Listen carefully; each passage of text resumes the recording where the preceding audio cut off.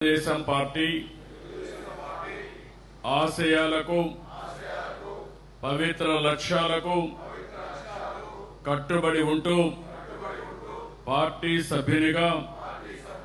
క్రమశిక్షణతో ప్రజా సేవాభావంతో మనస వాచ కర్మేణ నిరంతరం పాటుపడుతూ నిస్వార్థంగా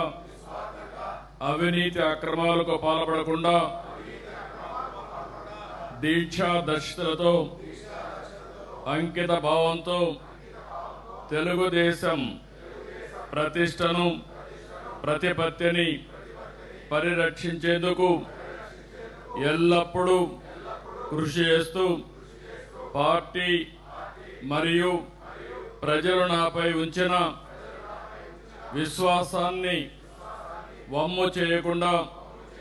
నిత్య చైతన్యంతో పార్టీకి ఉజ్వల భవిష్యత్తు